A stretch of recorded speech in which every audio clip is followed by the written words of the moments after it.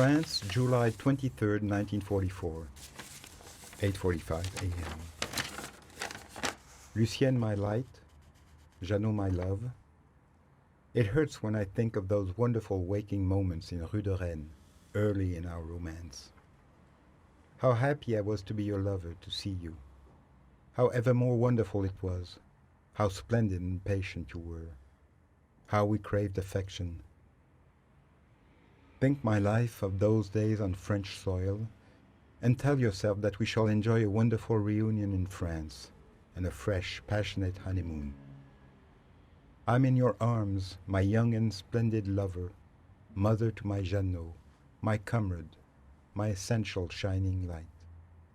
But we shall keep our love fresh and not forget how tough it is to be apart. I promise you, my light, you who need no promises, that you will be reunited with the youngest, most ardent, craziest lover and beloved. How badly I want to be near you now. Kiss our little kid for me. Sim.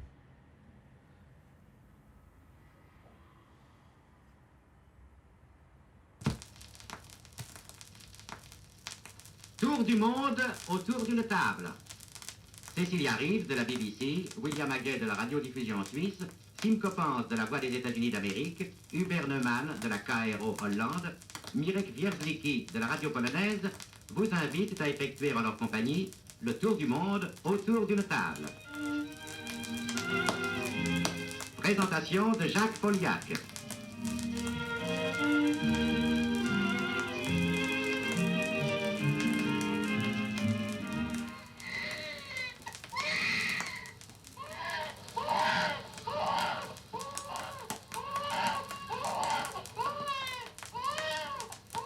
Qu'est-ce que c'est? C'est un cri de bébé que j'entends. Cécile, vous venez d'entendre la voix d'un futur participant à notre émission du Tour du Monde, le jeune Richard Simon, âgé de 5 jours, né à Paris, et fils d'une maman française et d'un papa américain, notre ami Sim Copans.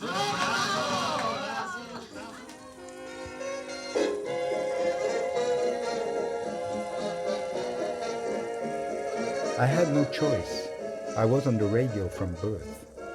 Not surprising, really. My dad, Simon, was a jazz disc jockey for 50 years. This is a special program of American music for our French listeners. Eh bien, certains d'entre vous qui nous écoutez ce soir ont reconnu cette voix. Il y a 20 ans, quelques milliers de Français l'avaient entendue entre les côtes normandes et Paris. Et cette voix est celle de Sim Copans, le plus français des Américains. Sim, vous êtes un peu à l'RTF, ce qu'était Benjamin Franklin aux lettres françaises, à tel point qu'on ne sait plus très bien si vous êtes parisien ou américain. Mon rôle a été de me promener partout dans la Cotentin avec un camion. Un camion qui était une espèce de journal parlé, toute une station de radio ambulante. Je jouais de la musique, beaucoup de musique, surtout beaucoup de grands orchestres.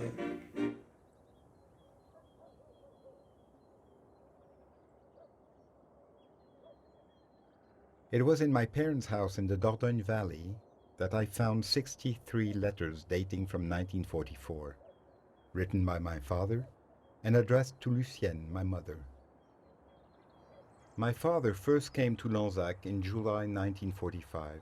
An American soldier, he came here with a friend. Much to the villagers' surprise, they improvised a baseball game. That night, in a café, Simon sang the praises of Franco-American friendship. My parents must have had this memory in mind when they bought this house late in life. The chances were against Simon and Lucienne meeting, falling in love, and living out their days on the banks of the Dordogne. She, a French Catholic, had only gone to secondary school. He, an American Jew, had a PhD. They couldn't have been further apart, 3,000 miles, the width of an ocean. For the 30s, that was huge, with him in New York and her in Soissons, north of Paris.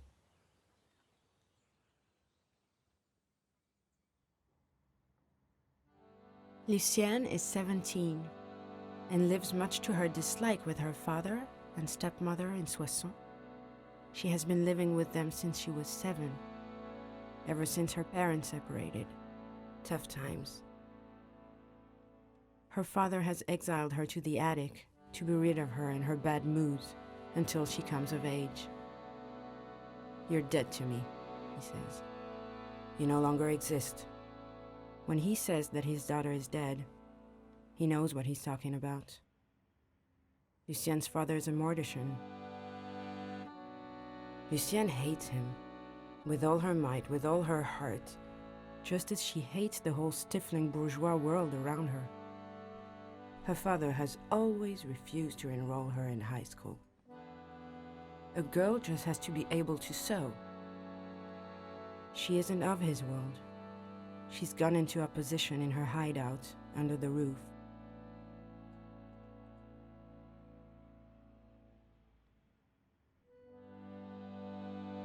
She won't go to Mass. She'll never go to Mass again. A dead girl doesn't go to Mass. She's got very long braids. 2 braids that won't go to Mass. In 3 months, in exactly 96 days, she'll cut them off and leave this place. She'll be 18, and she won't have to hide her books under her mattress anymore.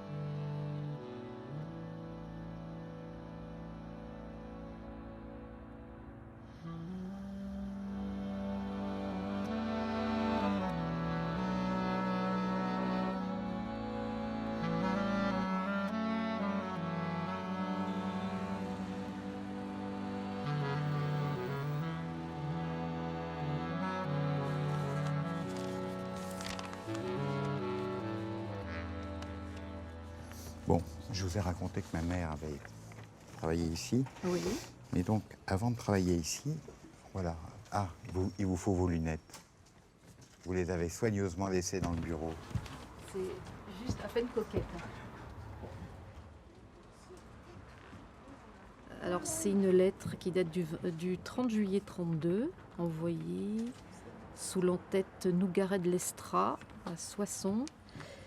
Alors, je sous-signais certifie que mademoiselle Lucienne Gaudiard, d'accord, a été employée dans notre maison du 1er mai 1928 à ce jour et qu'elle nous quitte libre de tout engagement, avec une belle signature. Et je me fais un devoir d'ajouter à ce certificat que nous sommes prêts à donner les meilleures, je ne sais pas si c'est recommandations, j'ai du mal, sur mademoiselle Gaudiard, excellente employée à tout point de vue, très appréciée par les clients qui la regrettent comme nous-mêmes. Je lis. Barely arrived in Paris, Lucienne finds a job in a bookstore. Not any old bookstore either. The Gallimard bookstore in Boulevard Raspail, no less. She loves books, even closed ones. She sniffs them, she strokes them. It's physical. The smell of ink and paper, the perfection of the guillotine, the sound of pages peeling apart, the weight of every story and every life, and the sight of the city through the window. People enter and leave. It's alive. Vous avez le roman d'un tricheur de Sacha Guitry? Oui, vous l'avez? Le vin de solitude d'Irène Nemirovsky? Et ce commis qui la suit partout. Il sent la soupe, elle ne l'aime pas. Il est con, il lit le Figaro. André Gide est passé hier, c'est elle qui l'a servi. Il avait l'air soucieux. Il parlait vite et n'a pas payé. En partant, il a dit « Merci, mademoiselle, pour votre aide », lui a jeté un bref, très bref regard et a tendu sa main vers son visage, comme pour lui tapoter la joue. Instinctivement, elle s'est reculée. Il n'a pas eu l'air surpris. Ça l'a choqué qu'il ne paye pas. Elle aimerait le raconter à quelqu'un.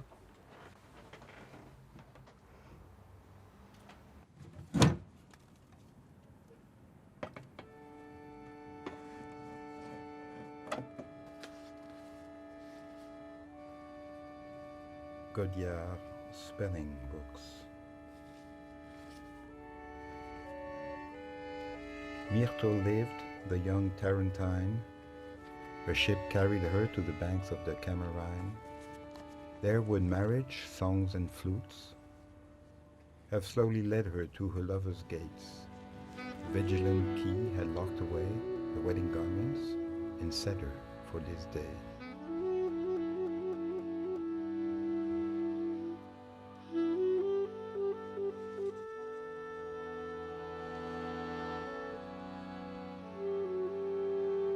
Words go round and round in Lucienne's mouth.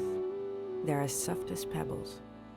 They'll be nice and ready when the man of her life comes knocking. Then he'll lie on top of her, as on a beach in the late afternoon. He'll feel the warmth she's been storing up all these years. In the meantime, she smokes Balta cigarettes, American flavor. She used to hate the smell of tobacco in Soissons. Here in Paris, it's different. It excites her. It envelops her. It puts her mind at rest. She stubs out her cigarette in a tin can. She hears the sounds of the city.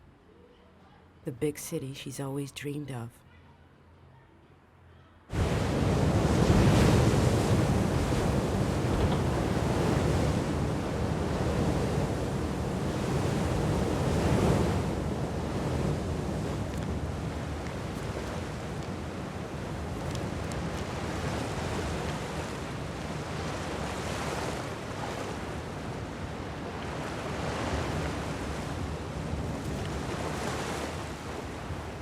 Simon was studying law at Brown University.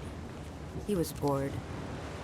One of his professors helped him get a scholarship, saying, "Go to France and learn French."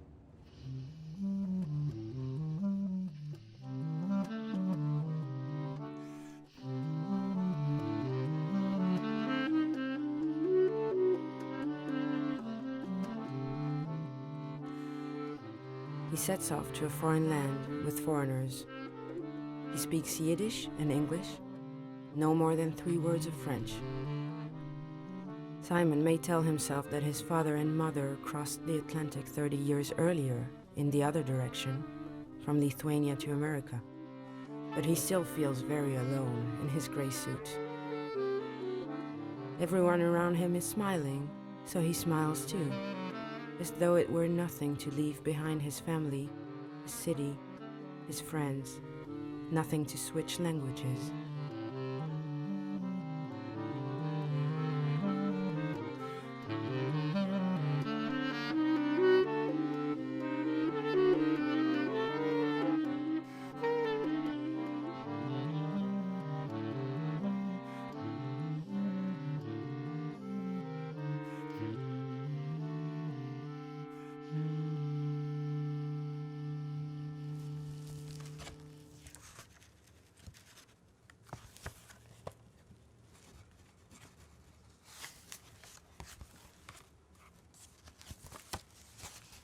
From his rented room in Rue Soufflot, Simon photographs the state funeral of Paul Doumer, the assassinated French president, passing under his window.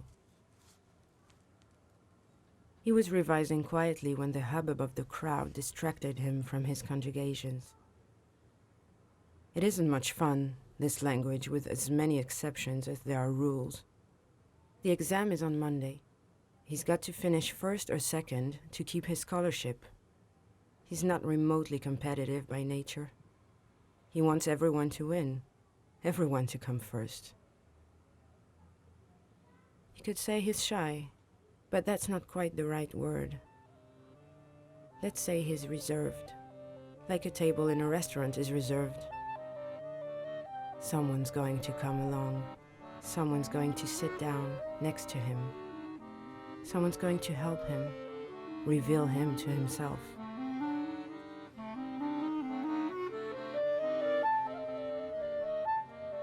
When he returns to the United States, he's in love. Not with a girl, but with France. Do you start your life with giant Jenga and cookies?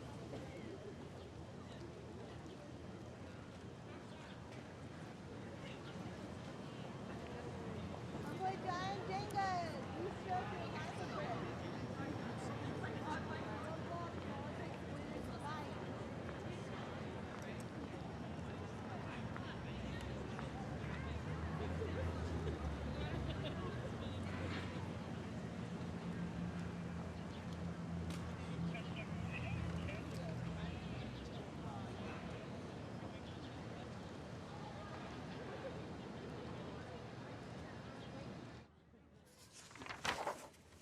Simon's hoarse from shouting outside the campus library all afternoon.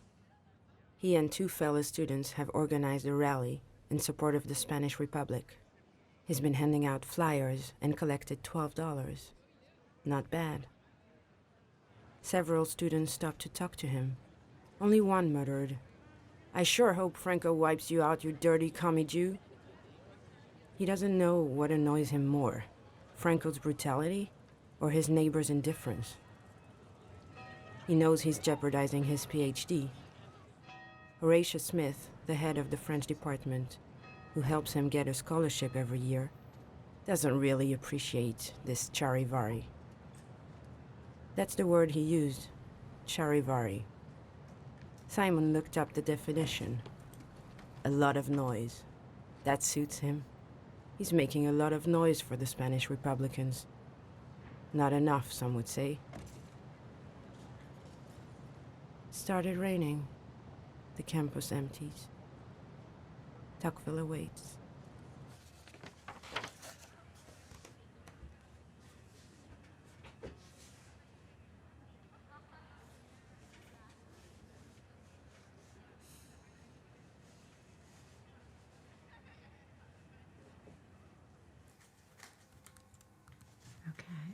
Requesting FBI records. There we go. Okay, so, dear Freedom of Information Officer. So, date range request. I always thought my father was under surveillance by the FBI.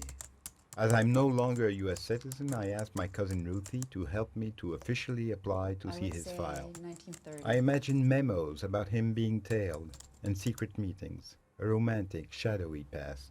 Let me see. Political involvement, affiliations, memberships, possible surveillance during McCarthy period, 1940. I think that's basically what I'm looking for. Okay. Should we just mail it in? Mail it. But the only document I find is a text written for an international conference on the eve of World War II. In it, my father, an American Student Union delegate, analyzes Jefferson's links to the French Revolution. No hint of communism, just an article by a good student. Going through the papers yesterday, I think you saw a song that I wrote at that time called Love in the YCL. Would you sing it? Sure. And that's why members who used to talk about finances now go around discussing their romances. There's a new intrigue within the league. It's love in the YCL. Fellas and girls are starting to discover there's no better place to find your ideal lover. It's a treat to be kissed by a young communist. It's love in the YCL. Oh, there's a new kid at all our meetings now, equipped with bow and arrow. It's little Cupid sending greetings now, and all our Marxist-Leninists are now becoming feminists. No time to waste, just sitting round debating. Get into the league and start your Christmas mating. There's a partner cute for each new recruit. It's love in the YCL. This is a picture of active members of the American Student Union, and one of the activities that we were involved in, which was raising money to send ambulances to the Loyalist side in Spain. And the campaign on behalf of Spain was a very popular one at that time. We had many methods of collecting the money.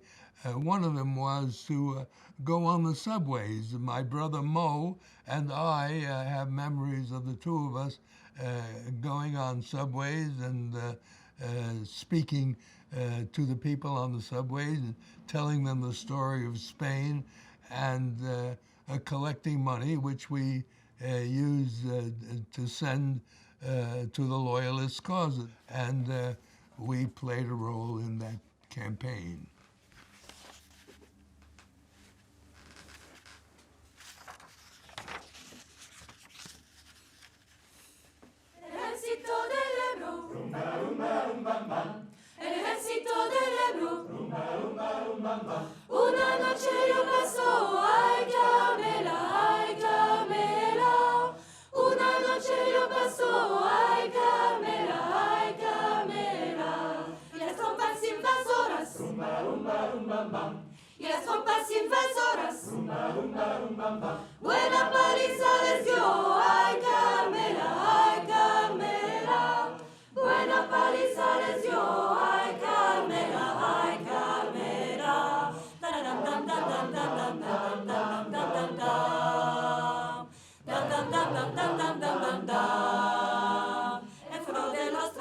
traidores, rumba la rumba la rumbam bam. El furor de los traidores, rumba la rumba la rumbam bam. Lo descarga su aviación, ay Carmela, ay Carmela. Lo descarga su aviación, ay Carmela, ay Carmela. Rendre la culture au peuple et le peuple à la culture. Tel est le but de l'association à laquelle Lucienne vient d'adhérer. Une association faite sur mesure pour les congés payés et tricoter l'alliance, ainsi qu'il est écrit dans les statuts, entre les intellectuels et les couches populaires. Les couches populaires, se répète Lucienne, tout un programme. Le lit de la bourgeoisie et les couches populaires. Cette année-là, les corsages se nouent autour du cou, dégageant les épaules. Et Lucienne a de belles, très belles épaules. On agite à faire à cheval dans les airs pour dire que l'on y croit, que la jeunesse porte bonheur et que le vieux monde va basculer. Lucienne se sent chez elle parmi ces gens. Elle a enfin trouvé une famille, sa famille, une famille sensuelle et concernée.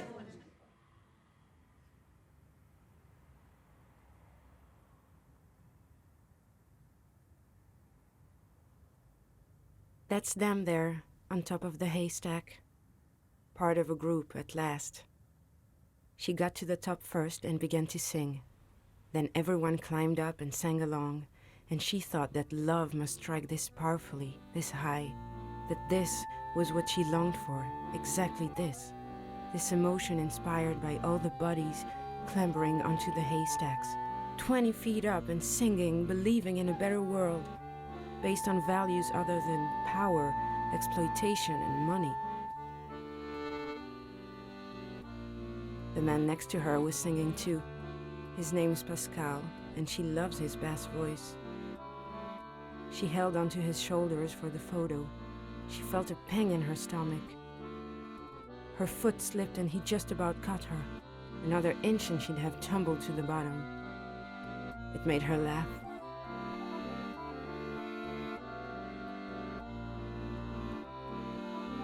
She shouts, "Freedom for Spain!" He yells, "Freedom for the whole world!" She thinks, freedom for lips to love and bodies to mingle.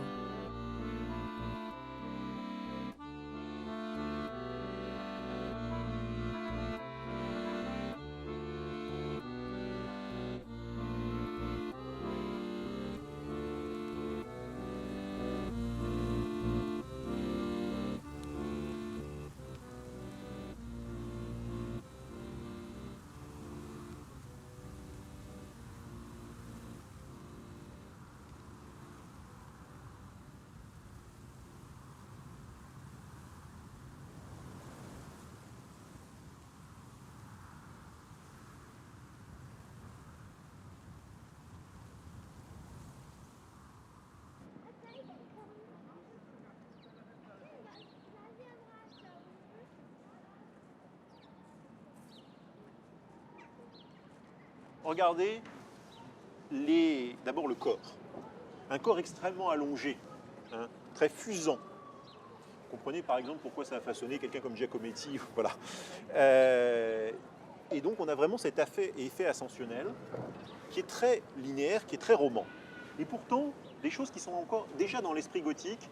Regardez le fait qu'on redécouvre les volumes du corps humain. Je pense à la troisième femme, hein, qui est en partant de la porte ici, probablement la reine de Saba.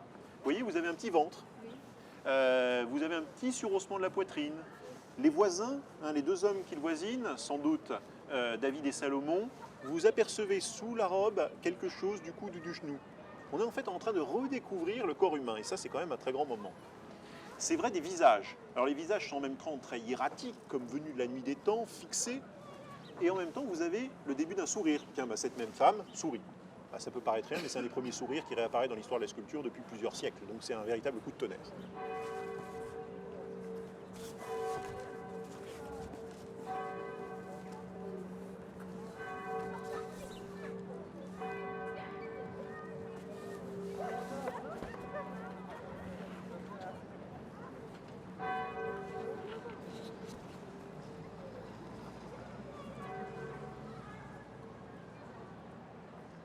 Alors, ce qui est très étonnant, c'est que j'ai 4 photos du jour, la première fois où mes parents se sont rencontrés, ce qui est quand même assez rare. Oui. À cause de cette conférence, enfin de cette visite organisée par un organisme du Front Populaire qui s'appelait Peuple et Culture. Alors les deux sont venus sans se connaître, ils se sont rencontrés là et ils ne se sont plus quittés jusqu'à leur mort. Ce qui m'a surpris, c'est que de cette visite, il y a des photos qui deviennent des cartes postales. Ça devait être un usage de l'époque, je ne sais pas. Et donc ma mère, elle a écrit le nom du conférencier et la date, qui évidemment est une date. Bah, j'imagine que la date... La date est importante et puis le lieu, évidemment, important aussi.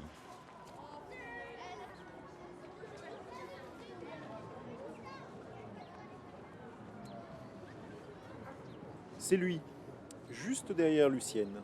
Simon, c'est Simon. Son ventre à lui et son dos à elle, réunis par une fine couche d'air. Lui, parfaitement concentré sur ce qui va advenir. Elle, avide de savoir et de sensations. Ils ne le savent pas encore. Ils ne se sont pas adressé la parole. Il faudrait qu'elle le bouscule un peu, qu'elle lui marche sur le pied par mégarde. Il faudrait qu'elle se présente. Lucienne se retourne. Elle ne lui sourit pas comme le ferait n'importe quel camarade.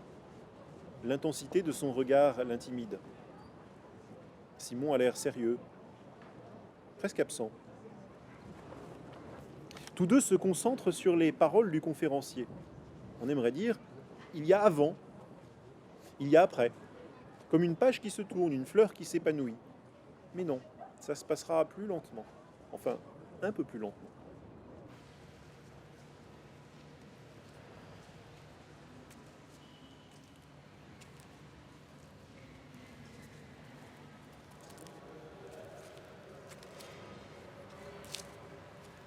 He who enters the labyrinth moves 7 times back and forth, in and out, 7 times back and forth, running his tongue around her mouth 7 times before speaking.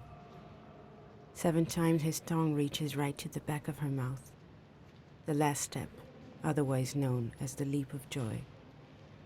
His tongue on her palate, such a delicious mouth. Simon has removed his beret. He has beautiful, oyster-colored eyes. Lucienne greets him like someone tossing a puck to start a game of hopscotch. The way one rubs the box against the ground so it slides better, aiming for the square that stands for heaven. Lucienne makes sure she doesn't tread on the lines. Simon says a couple of words. His accent is nice. He's nice, really nice. Simon goes into his shell the farther he moves through the labyrinth. Are you in Paris for long? Are you staying for a while? She loves me. Lucienne's voice echoes inside him. She loves me not. She loves me.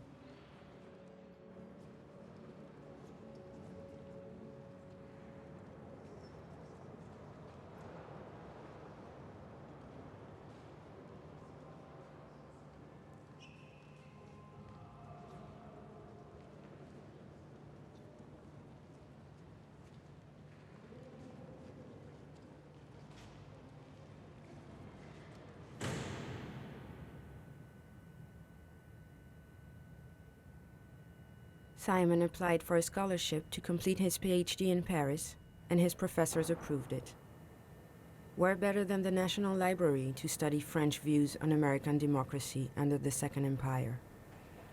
Day after day, he reads newspapers from the period and rereads Tocqueville over and over again. But Simon actually has something else in mind. As soon as he arrives in Paris, he goes to Trades Union House, the dispatching office for volunteers who want to fight in the Lincoln Brigade. The comrades put him off. Franco's forces may be at the gate of Madrid, but no more brigadiers are wanted.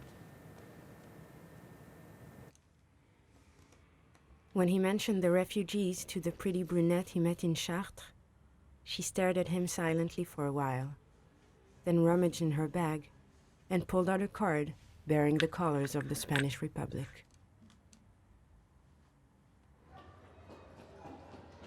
Lucienne and Simon have come up with a way to meet again soon. They've undertaken to sponsor 2 refugee children, Miguel and Alma, who are 8 and 10. They're sitting quietly, waiting for them at the Casa de España.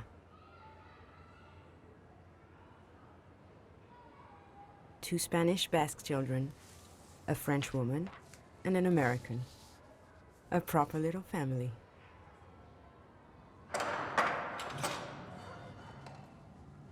El ramillete tenue de los recuerdos. El itinerario de Tomás Segovia. Esta colonia había sido creada para huérfanos, para niños abandonados, perdidos. Eran casi todos vascos. En la Casa de España, la señorita Lola Sacristán trabajaba como administradora. La llamábamos la señorita Lola. Entre otras cosas, ella organizó la distribución de la ropa cuando vino Josephine Baker. La famosa cantante vino con un camión lleno de ropa para regalarnos y la señorita Lola la repartió. En la colonia de la Casa de España teníamos padrinos que eran matrimonios franceses. A mi hermano y a mí siempre nos apadrinaron juntos. Mi hermano y yo tuvimos varios padrinos. Nos daban regalitos, nos sacaban a pasear, al cine, a comer.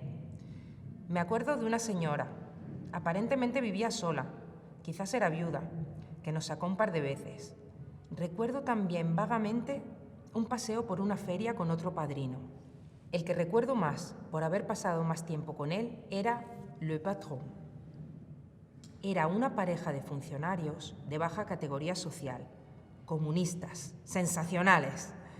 Eran muy buenas personas, muy del pueblo.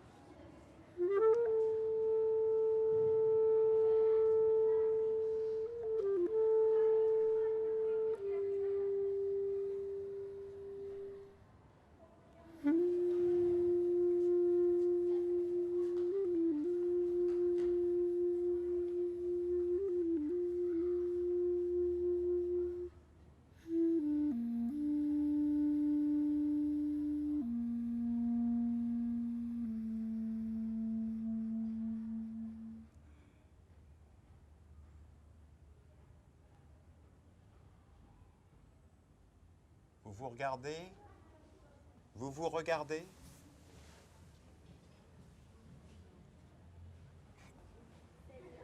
Et vous me regardez de nouveau.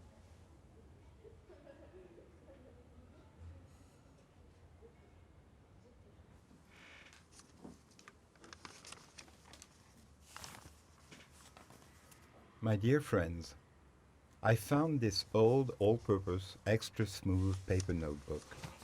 The page I'm sending you, dated August 3rd, 1939, brings back many memories, good memories.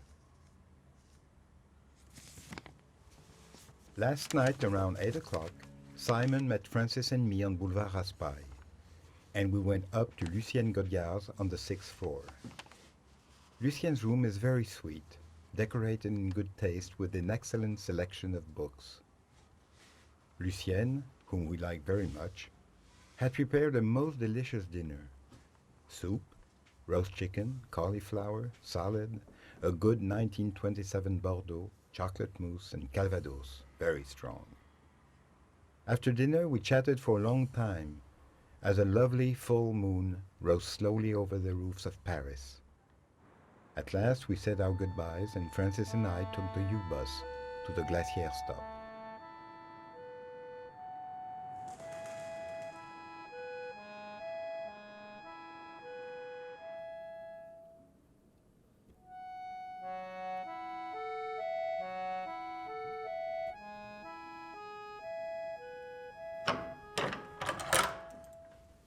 It's early summer. War is on everyone's lips, but it's early summer. Simon can think of nothing but Lucienne. When he reaches the small room, he's totally paralyzed. He doesn't move while she undoes his shirt button by button. He doesn't move while she strokes his chest. As if he were a girl, he thinks, as he runs his hand through her loose hair. Lucienne's a bit disappointed, but of course she doesn't show it. A few days later, she'll kneel down in front of him, and again, he'll wonder what she's doing. He backs away and makes various excuses to go off and catch his breath. Lucienne says nothing for now. She doesn't push it, slips under the covers, and turns on her side. He kisses her back. He kisses her hands. He's like a little boy. He knows nothing of love.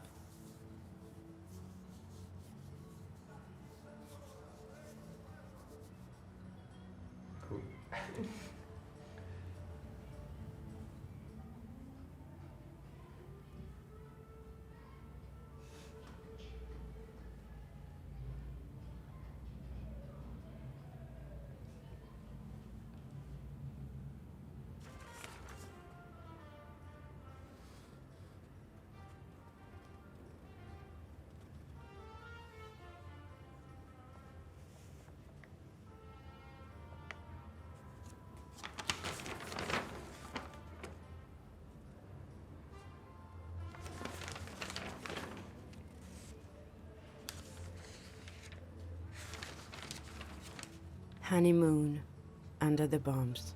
That might be a nice song title, but living through it is a different thing. They're barely reunited, yet already they must part. Simon has to return to America because the United States is closing its borders. Simon translates the circular he's just received. From September 10th, only citizens with a passport and married couples may enter the U.S. I'll never get married. You hear me, Simon? Never. I'd rather die. Simon agrees with Lucienne. He's read Marx and Engels, and has held forth on the family as a pillar of the class-based society. Yet he tries to persuade her, because everyone around him, his parents, his brothers and sisters, is married, and it hasn't killed any of them. There are tears and kisses. Lucienne won't budge an inch. For her, marriage is a synonym for hypocrisy. If two people truly love each other, then they don't need to get married. Ça se chiffonne facilement, cette affaire-là. Je me plante toujours un peu, je ne suis pas un grand spécialiste. C'est toujours le bleu du côté du cou. Voilà. Et voilà.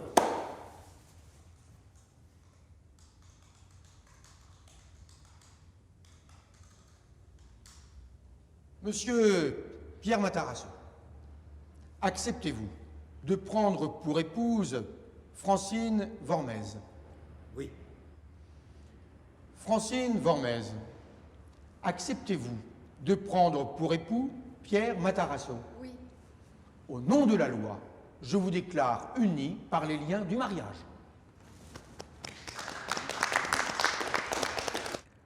Mairie du 6e arrondissement de Paris, septembre 1939. Il n'y a pas de quoi en faire un plat, pense Simon, qui est de plus en plus à l'aise avec la langue française. Ce n'est qu'une formalité, se répète Lucienne. Une formalité pour passer la frontière. Alors, pourquoi se sent-elle si émue? Elle est émue parce qu'elle est aimée. Elle est émue quand Simon dit oui, même si c'est un oui de papier. Ils se connaissent depuis 4 mois seulement.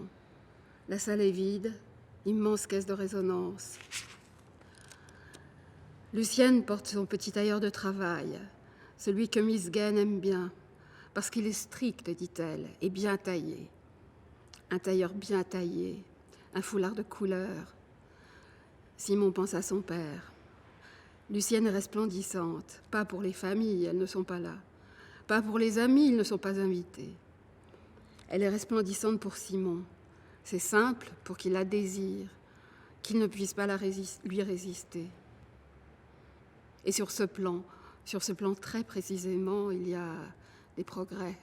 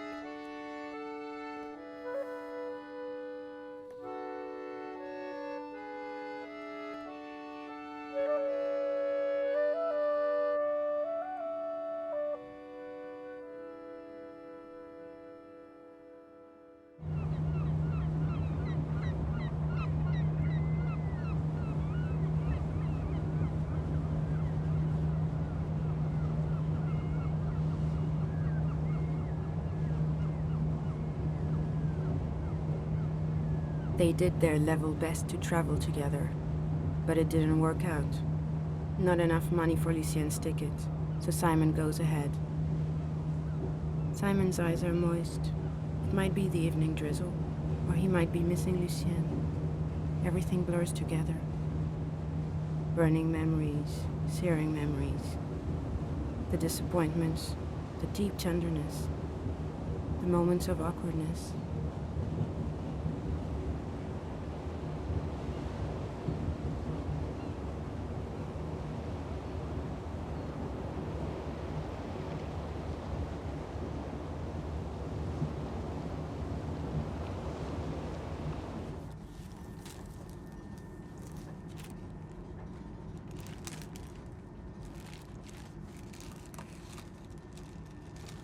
When I boarded the boat in Le Havre, as my father had, to repeat his October 1939 voyage, I took with me Stendhal's complete works, which he had bought to take to New York. Édition du Divan, annotated by Henri Martineau in 75 volumes. A family legend. These books had crossed the Atlantic twice. Proof of my father's love of French literature and of his erudition. Only none of the books had been read, the pages were uncut. In 60 years, neither my father nor anyone else in the family had opened them. The crossing took 6 days, so I had time. I took a knife, and I began.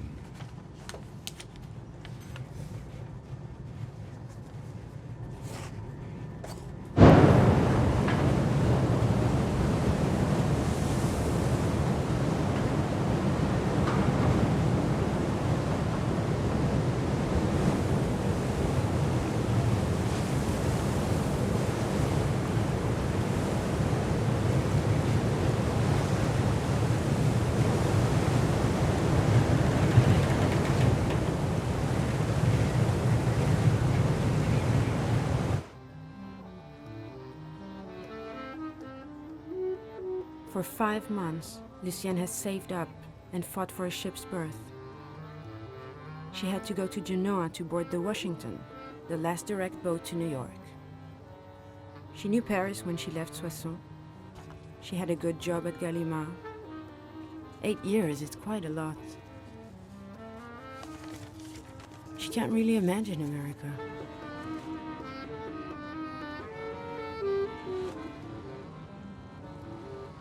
She's leaving everything behind for an unknown world, for love. She's leaving everything. But she finds her father again. Sometimes you just have to say you're your father's daughter. She has to admit that right now, it's good to be the daughter of a French-born Frenchman and a French-born French woman.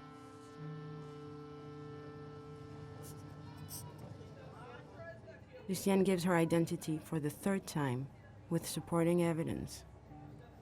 A series of uniformed men interview her. They suspect her of being a Nazi spy. A spy? And what if they send her back without even letting her off the boat? Apparently it's happened before. One man keeps at her. He speaks a little French. Isn't there something fishy about marrying an American citizen on the very cusp of war in Europe?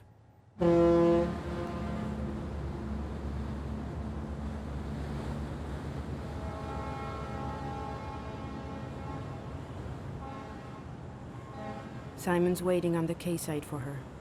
She saw him waving his hat and blowing kisses to her a little earlier. He must be worried. He isn't allowed aboard, and she isn't allowed to get off. It's enough to drive you crazy. But she must keep herself from blowing her top.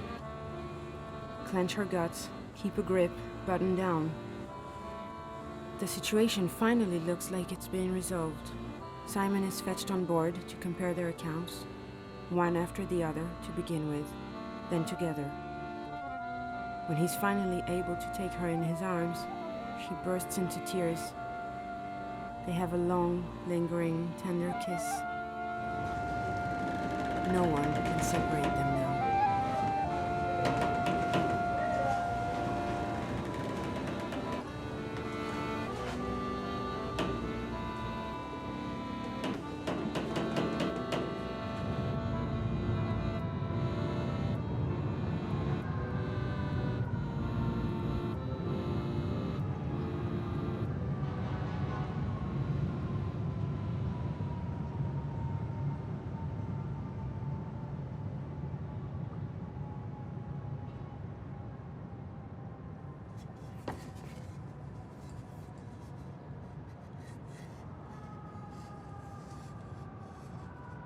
Now they have to build themselves a nest.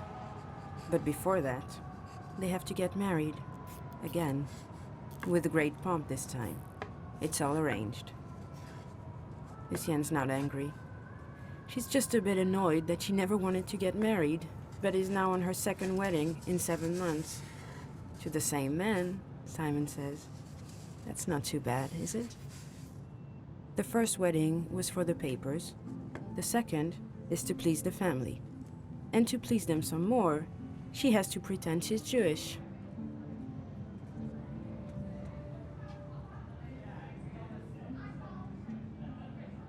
With this ring, I join my life with yours. I join my life with yours. My commitment to you is strong. My commitment to you is strong. And without reservation. And without reservation. I take you to be my lifetime partner. I take you to be my lifetime partner. Secure in the knowledge. Secure in the knowledge. That you will be my constant friend. That you will be my constant friend. Ani Ledodi. Ani. Ani. Ledodi. Ledodi. Vidodi Li. Vidodi Li. I am my beloved. I am my beloved. And my beloved is mine. And my beloved is mine. I taught him everything he knows. I take you to be my wife. I take you to be my wife.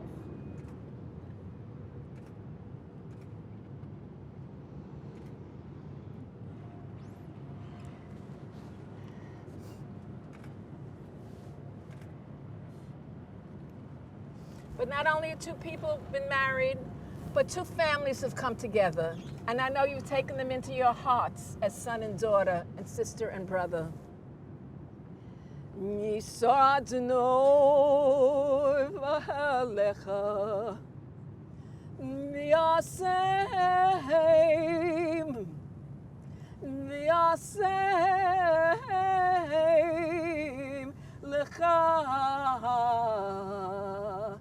Shalom.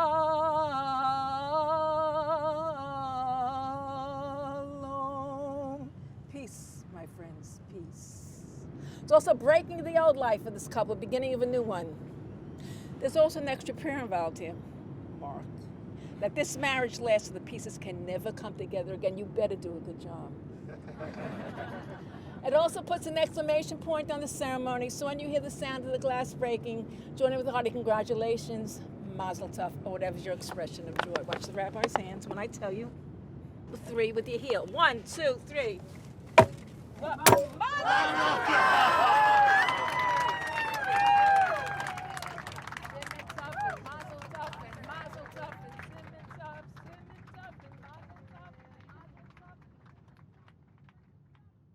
Is she going to have to remember the names of all these people who come up to her to talk in Yiddish?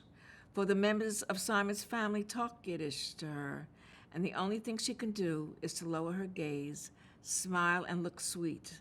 That's what I'm supposed to do, isn't it? She asked Simon with a tug on his new tie.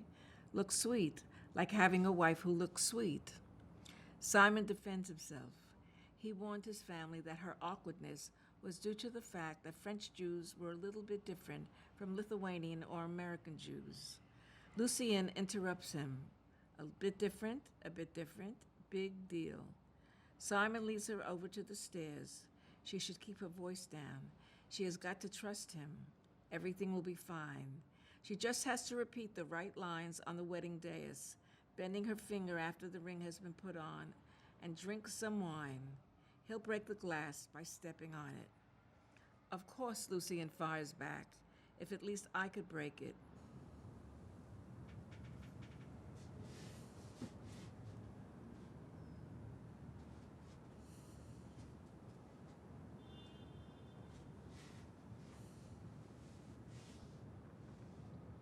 I wasn't allowed to be a rabbi when I was growing up. No women rabbis.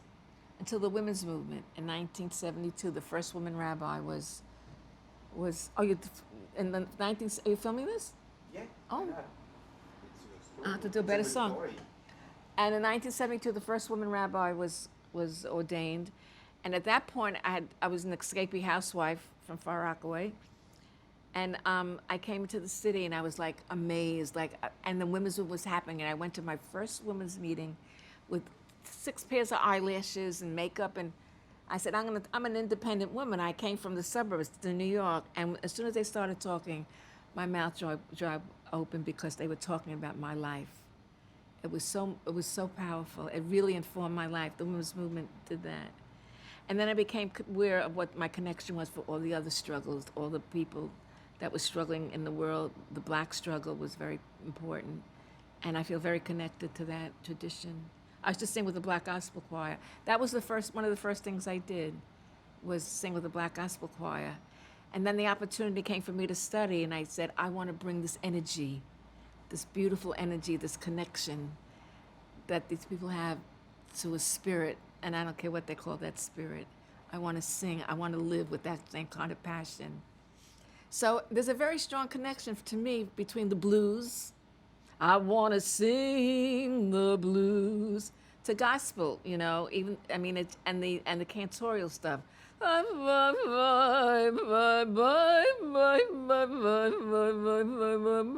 You know, there's a very powerful, deep emotion that comes from that, from both traditions. So musically, I'm very connected to both those traditions. And so the opportunity became, because the women's movement, they said, you can do anything. Nobody ever said that to me before. So I decided to study. The opportunity to become a rabbi came open to me.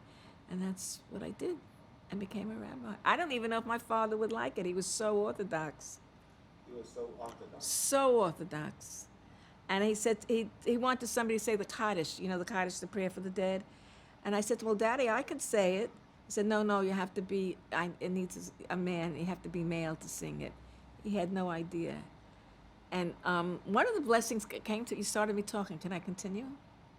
One of the blessings that came to me was that I did a wedding for this young woman whose father died, many years after the wedding, and she called me up to do the funeral. But her father wanted his rabbi, who was from the Chabad. It was very orthodox, separate places for women to sit. I said, don't, and they were arguing. I said, don't argue. Let him do the ceremony, and I will talk. And when I finished talking, when I came off the dais, he said to me, you know, he said, we need more rabbis with your neshama, with your soul. And I felt that was my father blessing me, because because if somebody from the Chabad who was so traditional, was so strict, would say that to me, then it was a gift to me and for my father. And I tell this story because it's so meaningful to me.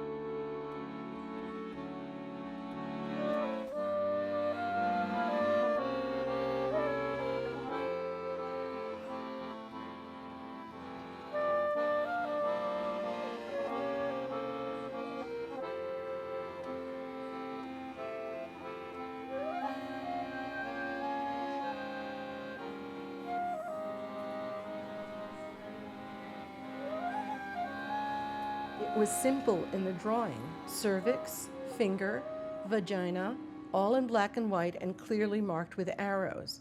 The doctor had told her, and Simon had quickly translated what he said. The first few times will be a little difficult, but then a little difficult. You can say that again. And then you have to fill the diaphragm with some contraceptive gel, but how much? And what's the difference between a teaspoon and a coffee spoon? Is it bigger or smaller? Simon is in the bedroom. He can hear Lucienne swearing at the doctor, but he doesn't dare go into the bathroom. Finally, she calls to him and asks him to bring her a teaspoon. "Can you bring me a teaspoon, darling?" She likes calling him darling. It makes her laugh. He gently opens the bathroom door. My mother repeated several times that they had my brother and me when they decided to have us. So they were planned. That we were planned.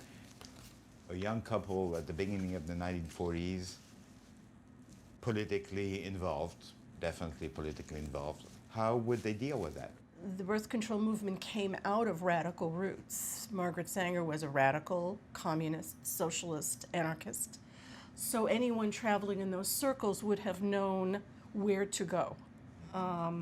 Not all doctors agreed with birth control, so you needed to know which one did, and you needed to know how to ask. But you could certainly get one, and you could get contraception legally, or you could go to a Planned Parenthood clinic. They could have also used withdrawal. Yes, of course. Or abstinence, but that's not a desirable way to plan a family for the most part. Abortion was another form of birth control, but it was illegal and therefore very dangerous in the United States. I guess everywhere in that period, no? No, you could get an abortion more easily. For example, it was legal in the Soviet Union. That's true. That's true. Okay.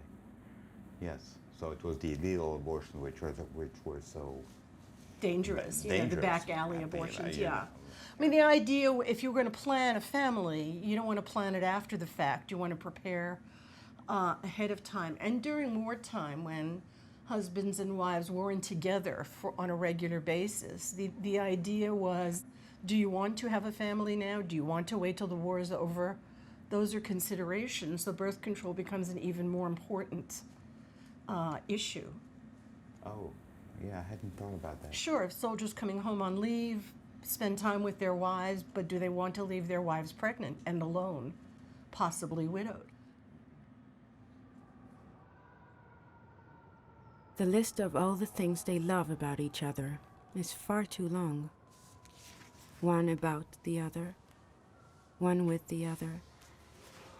If they had to make a list to register with the notary, it would take them ages. They'd have to note down every detail and record every caress. But that's not why they're here. They hold hands, slightly solemnly. Jean is sitting on the floor. What's his father registering with the notary? How would you explain it to a child? The child doesn't want to know that his father is off to war and that the business of the man in the dark suit is wills. But why make a will? Simon doesn't own anything, and he leaves everything to Lucienne. Everything, meaning nothing.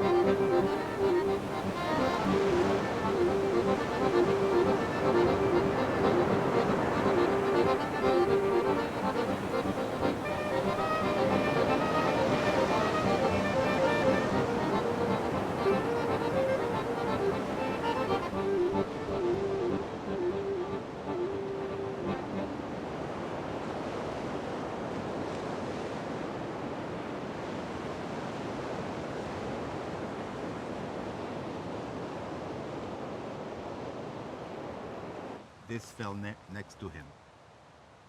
Wow.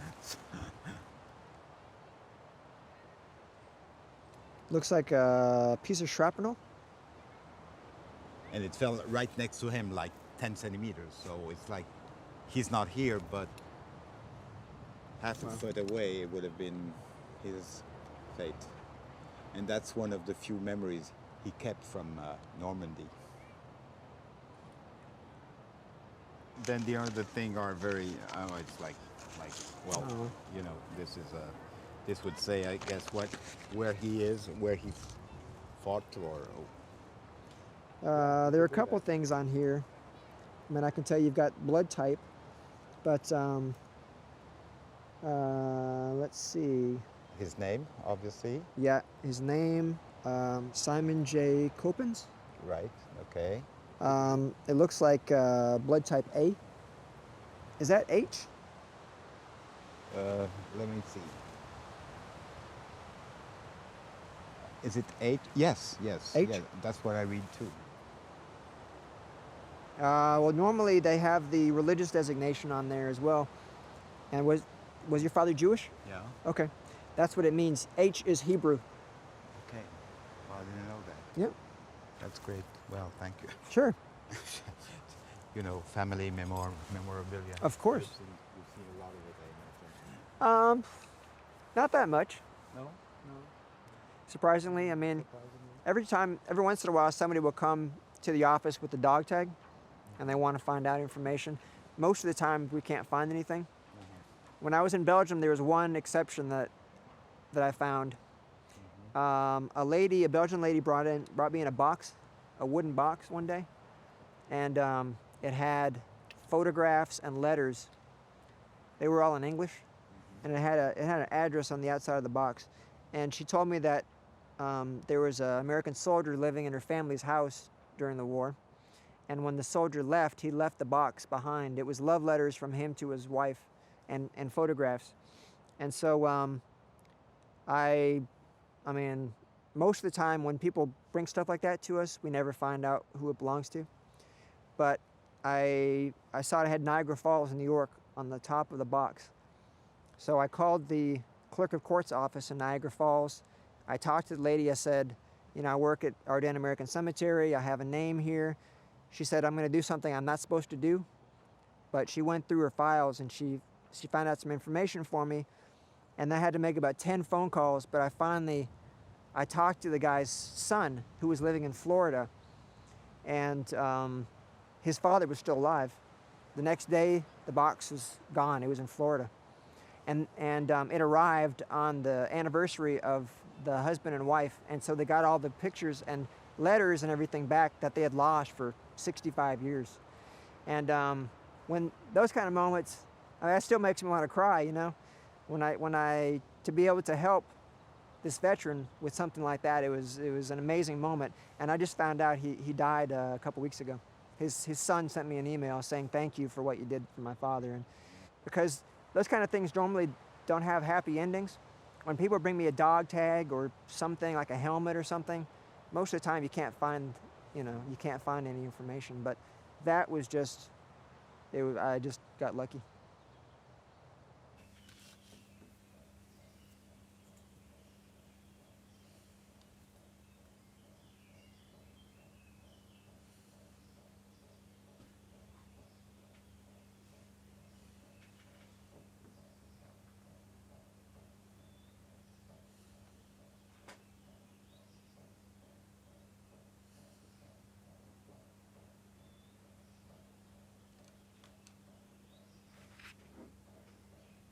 June 5th, 1994.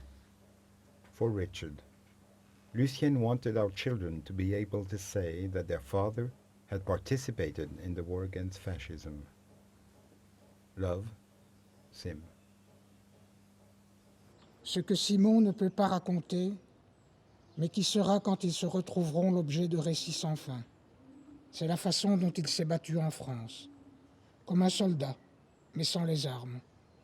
Il s'est battu avec des mots, on l'a déjà dit, mais aussi avec des notes, de la musique. Le 26 juin 1944, Simon est descendu d'un navire.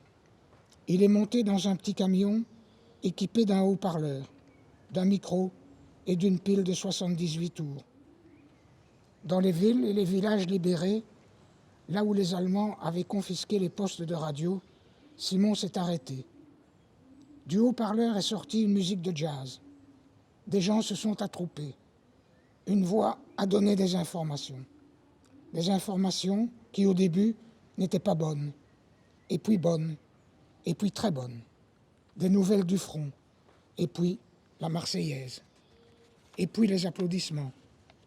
Est-ce que cela s'appelle de la propagande? Propagande, de propager, répandre, faire savoir. To spread. La lumière se propage en ligne droite, le son en tous sens.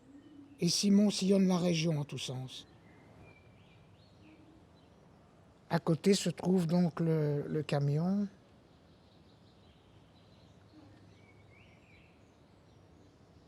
Ah oui, le camion chargé de donner les informations sur la libération de la Normandie, oui, dans les villes et les villages. Oui, voilà. D'accord. Ah, c'est un beau document, celui-là. Vous reconnaissez Oui, le là, camion? on reconnaît très très bien le camion qui est à sa droite. Donc c'est Dodge, c'est bien un Dodge. On voit très très bien le haut-parleur qui est monté latéralement. À sa gauche sont des camions, c'est un GMC qui se trouve à sa gauche. Là, c'était son parcours. Enfin, il a été ici pendant 2 mois. D'accord, oui. Du 22 juin au 20 août à peu près. Oui. Basé à Colombières. Oui, tout à fait.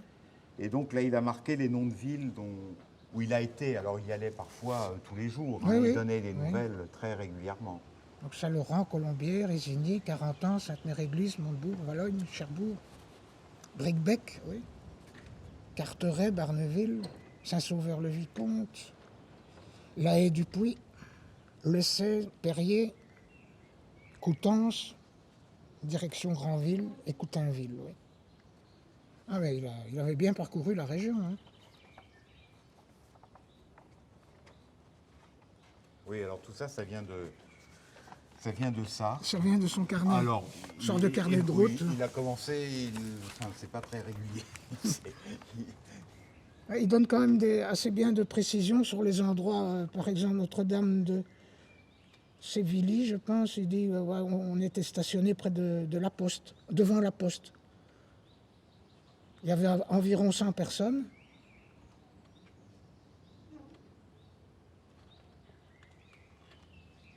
L'abbaye d'Amby également. 100 à 150 personnes. Donc il donne à peu près aussi la densité de population. Alors il écrit ici « Very good reception. Enjoy playing the Marseillaise ».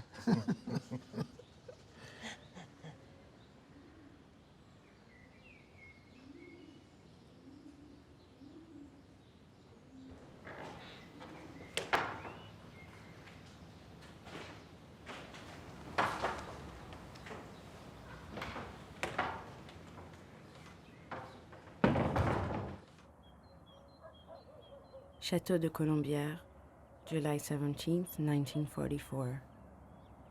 My great, beloved light, and my dear son. Exactly 13 years ago today, I boarded the boat in New York to travel to France for the first time. I had no way of knowing that voyage would change my whole life and all my plans, that I'd never become a lawyer, and that I'd return to France in 1938 to find my Lucienne. Neither did I know that I would fall in love with France.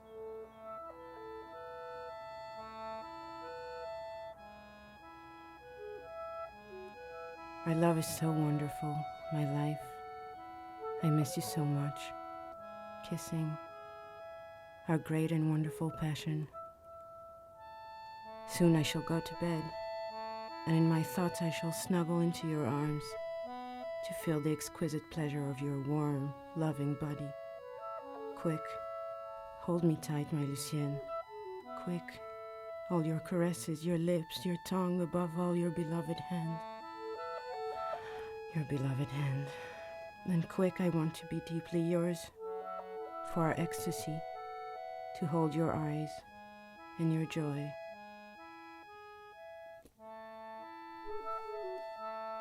I love you so much, my Lucienne, and I am with you. Your Sim.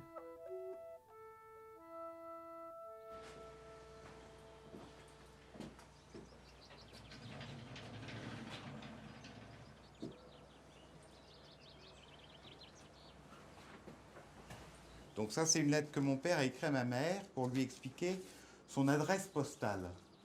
Vous allez lire en haut et on va voir si c'est ici, d'après vous. Non. Attends, Second Mobile Radio Broadcasting, c'est pas vrai. Voici le sens. Headquarters, First US Army, Publicity and Psychological Warfare, Second Mobile Radio Broadcasting Company. Second Mobile Radio Broadcasting Company. Ça pouvait pas être ailleurs que ici. J'ai souligné les lettres. Sers-toi des initiales. Tout ceci te donnera peut-être une meilleure idée de mes fonctions. Mon aimé, je dois partir. Peut-être en route, j'aurai un moment d'ajouter quelque chose, peut-être pas. Sache ceci, je me soigne, ma santé est excellente, mon travail est une joie continuelle, malgré des embêtements inévitables qui ne viennent pas de ton peuple. L'accueil de ton peuple est très affectueux. Leur attitude est splendide. Vraiment, les Français sont heureux de nous voir. J'ai entendu dire qu'on applaudit les hymnes nationaux de tous les alliés et apparemment surtout de l'allié russe. Voilà, j'ai 2 photos de mon père, une avec un copain et une autre.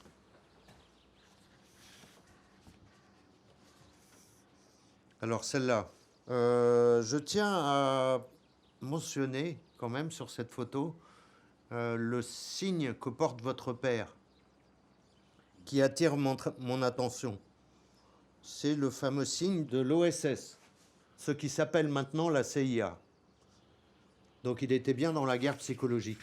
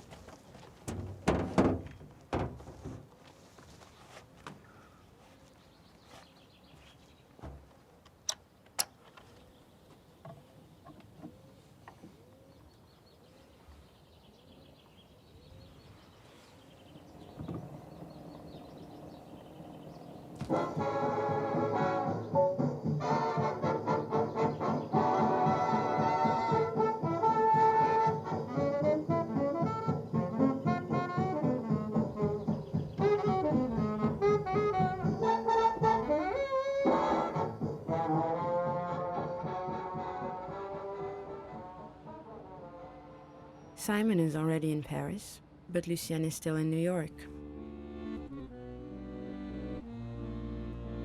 She receives a letter every day, 2 on a good day. She sends photos, which Simon slides into glassine paper pouches inside a small notebook.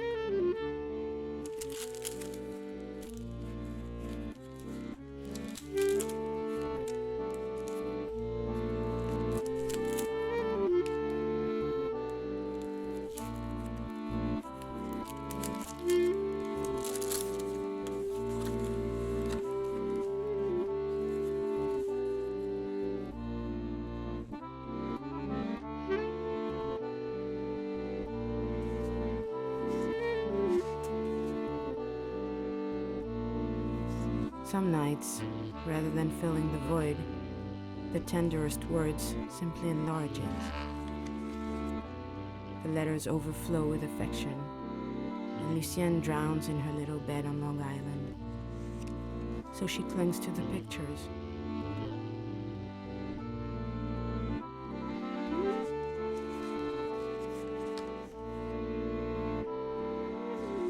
What became of all the people who were on the haystack with her that day?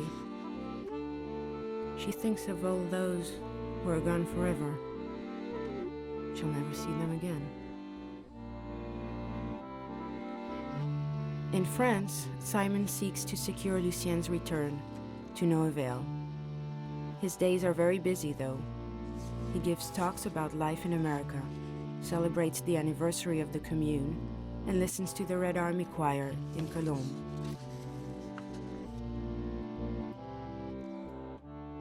He collects evidence of their future life, as though every step and every movement forged a link between them.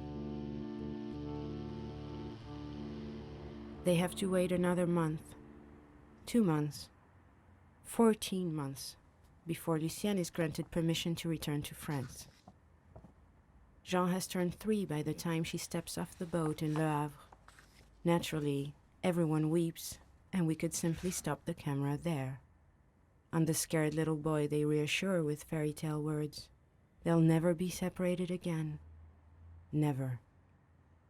And for once, this turns out to be true. They are never separated again. They live happily and have many children. Well, one more. The story fades into memories. No need to invent words to bridge the distance. No need for tales. It's enough to say, I remember. I remember that Burt Lancaster was an acrobat. I remember Sam Copans' jazz programs. I remember that my mother never wanted me to use Simon's letter in a radio program. She regarded them as too private. I remember November 1956. I was 9. I heard my mother shout, "The fascists are attacking the party." I remember that my father never wanted to become French. I remember that at the end of the Algerian War, my father was afraid of being expelled from France, because my brother was a sympathizer of the FLN support networks. I remember 2 dinners at home with an attaché from the Soviet embassy in the middle of the Cold War. And I've always harbored doubts. Was my father a double agent? Was the FBI covering for him when they told me his file was empty? I remember going 3 times to the Palais des Sports at the Porte de Versailles to see the Red Army Choir. My mother bought me a recording of Kalinka. I remember that my father got every newly released record, and I was allowed to sell bad French music to my high school friends on the cheap. I remember the jam jar in which every day my mother would put the money for the 2 packets of Pall Mall my parents no longer smoked. Those savings paid for the furniture in our house in Lanzac. I remember that my mother watched over my father's diet 3 times a day for 27 years to control his diabetes. He was allowed 1 piece of chocolate a week and an apple a day. I remember their enthusiasm when they returned from their first trip beyond the Iron Curtain to Budapest in 1986. Every market had apples. I remember one spring afternoon in 1972, my father frantically buttoning up his pajamas and shutting their bedroom doors. I don't remember if Simon and Lucienne wore wedding rings. I have to call my brother and ask him. I remember that the Souillac Jazz Festival decided to rename itself the Sam Copans Jazz Festival in 1985. Ici, on dit se bader l'un l'autre. Ils s'admiraient un peu, se bader, c'était un peu ça. On les surprenait dans des attitudes qui étaient des attitudes amoureuses. Hein. Bon, ils avaient la discrétion qui convient, mais ça nous avait frappé à l'époque. On n'aurait peut-être pas évoqué, mais vraiment... on les sentait proches, ils se tenaient par la main. Quand ils allaient se promener, c'était touchant. Hein. Oui, c'est vrai. Ça pourrait être un exemple, oui, tu vois. Oui, parce que nous, c'est pas pareil.